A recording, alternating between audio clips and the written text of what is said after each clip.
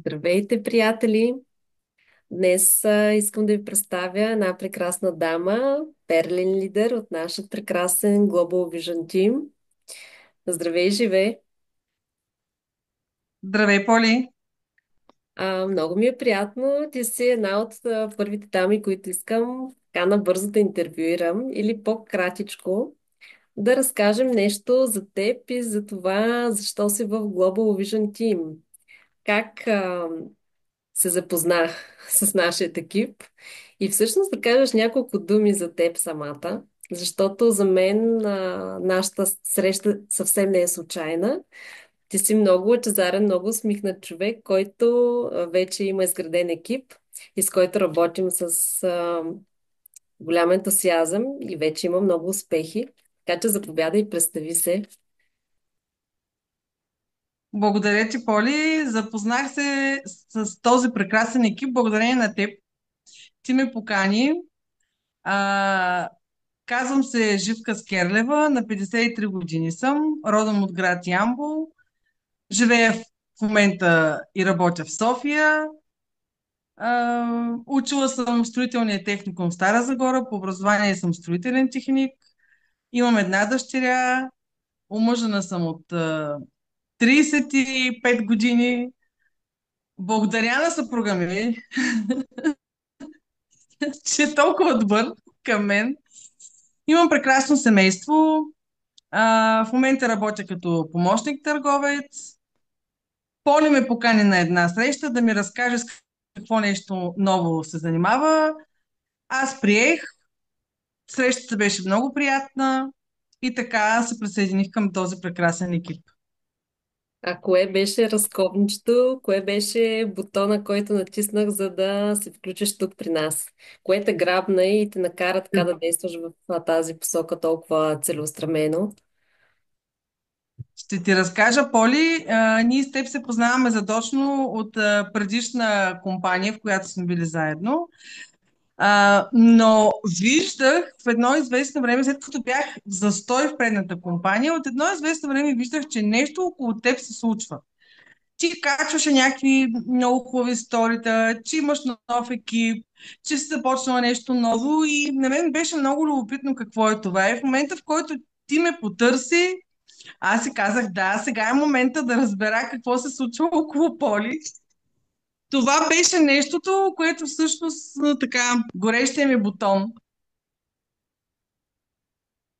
А, Ти прие в така почти ще стане една година сме заедно. А, Мен лично ме привлече твоя хъс за работа и твой ентусиазъм. Аз само така като страничен наблюдател съм виждала твоите резултати в предишната компания и съм много щастлива, че откликна тук при нас. Ти си човек, който работи на още една работа. Ам, Кое е това, което те кара в момента да движиш с такава бърза скорост, да работиш толкова ентусиазирано с твоите партньори? З- Какво искаш да постигнеш в живота си от тук нататък с нашия екип? Нещото, което много ме въодушевява, винаги е било нуждата от свободно време. И време за семейството, време е да пътувам. Когато човек ходи на работа 5 дни в седмицата, от 9 до 6, свободното време му е много малко. Преди това, преди да дойда в София, съм се развила доста години в сферата на частния бизнес. Там също сме много натоварени, там нямаме толкова много време, но пък всъщност може винаги да решиш кога ще бъде твоето време. Затова мен много ме привлича идеята за предприемач. Все пак, когато сам си вземаш решение за себе си и за твоя бизнес, ти можеш да определиш кога да бъде твоето свободно време и кога да бъде времето, в което ще работиш. Докато, когато си като наемен работник, това няма как да се случи. Там имаш едни точно определени часове и време, които са ти реално свободни. Но когато дойдох да живея в София, нямах много голям избор и тогава започнах да работя работя като наемен работник.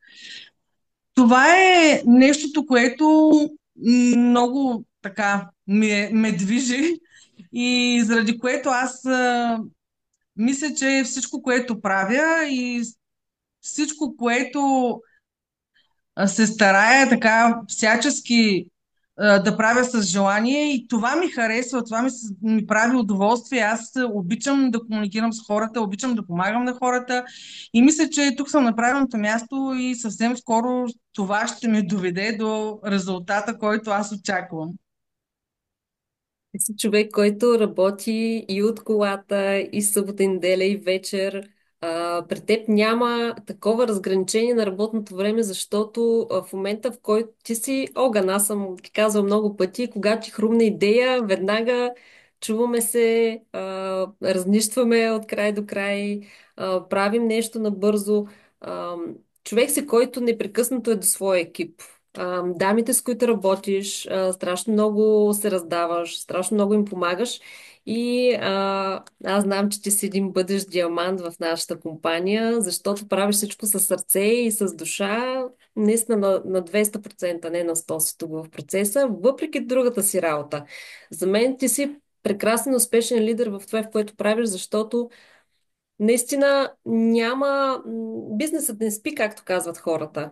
И докато фокусът ти е в този бизнес, нещата стават много плавно, много при теб с много бърза скорост, но всичко става от само себе си и се появяват прекрасни хора, ти привличат с твоята усмивка, с твоята енергия и аз знам, че ще имаш още много успехи. Пожелавам ти ги от сърце. И искам да ти задам един въпрос. Как се промени живота ти след като стана част от TimeNet? Защото несъмнено ти променяш съдби, но знам, че твоята история също се променя от една година насам, откакто си в екипа. Мога да кажа, че към много добро ми се е променил живота. Даже не съм очаквала, че толкова много хора, прекрасни, позитивни, ще бъдат в моя екип. Благодаря на всички хора, които ми се довериха и най-първите, които още от първия път грабнаха идеята, Кейти, Митко, Евето, това са хора, които те ме познават от доста години и в момента още в който казах какво се случва и какво съм решила да променя и те казаха, ние сме с теб, няма да забравя никога Ева. Аз си предлагам среща с по-горни спонсори, с Полето, с Дони и тя ми каза, живе, щом ти си там и аз съм там. Никога няма да го забравя това. И наистина тя също е много добър лидер, както и Кейти. Радвам се, че те са в моя екип. Друго, което много хубаво ми се случи, че доста ми се подобри здравословното състояние. Не само на мен, на семейството ми, на всички около мен. Даже продуктите, които ползвам, козметичните, също оказват прекрасно влияние върху моята кожа и започнаха да ме питат мои приятелки, бе ти с какво се мажеш, какво пиеш. Това също е нещо, което така много е от положителните промени в моя живот. Промени се още нещо много хубаво. Много приятели имам не само от моя екип, и от другите екипи. Прекрасно работя с Люси. А, Той ми е така много... Колкото и да ние сме различни екипи, но с него работим заедно в цяла София тук, както се казва. И мисля, че много положителни неща са ми се случили. Надявам се, че още много ще има прекрасни срещи на екипа, които правим обученията. Това, чакайте, че забравих нещо много важно. Обученията в тази компания са прекрасни. Много обучение. Стига да иска човек да се развива, тук може да разчита напълно на екипа, на спонсорите, та дори на лидерите от Турция, които ни правят обучения. Това е нещо, което ми е липсвало на мен в предната компания. И тук по всякакъв начин хората искат да ни помагат, както и ни учат да правим ние с нашите партньори.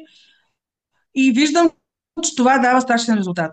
Хората виждат, че могат да се включат в едно обучение, да изслушат нещо, това да им е от полза и вече когато тръгнем да работим същинската си работа, хората са подготвени. Те знаят за какво става въпрос. Това също е много важно. Това да имаш някой зад гърба си, да имаш стабилна основа е ключово. И спомена продуктите, кой е за теб, ако трябва само един продукт да споделиш, кой би бил, кой ти е любимия фаворит? И понеже няма да забравя, едно обучение беше и в момента, в който се включвам в Zoom, виждам Миргил и тя ми вика: Лусиончето е тук! Кой Така ти е че мен хората ме запазен? свързват явно с този лусион. Да. А, да, любим продукт ми и наистина той си ми остана най-любимия продукт, защото той реши многогодишен мой здравословен проблем. Така че без този лосион не оставам. Той е на бюрото ми на работа, той е в чантата ми, той е и у дома на нощното ми шкафче. Така че лосиона за тяло си ми е любим продукт. Да, ползвам още много други продукти, но този, който ми реши моя проблем. Супер. И сега, няма да лъжем хората, не е всичко цветя и рози. Имаме си нашите трудности, нашите така падения и възходи, но тъй като ти си много активен лидер, много срещи правиш, много представения, искам да ни споделиш кое е най-честото възражение, с което се сблъскваш при представяне на бизнес възможността. Кое най-често чуваш? Най-често чувам: нямам време да се занимавам с тия неща, то това не е за мен.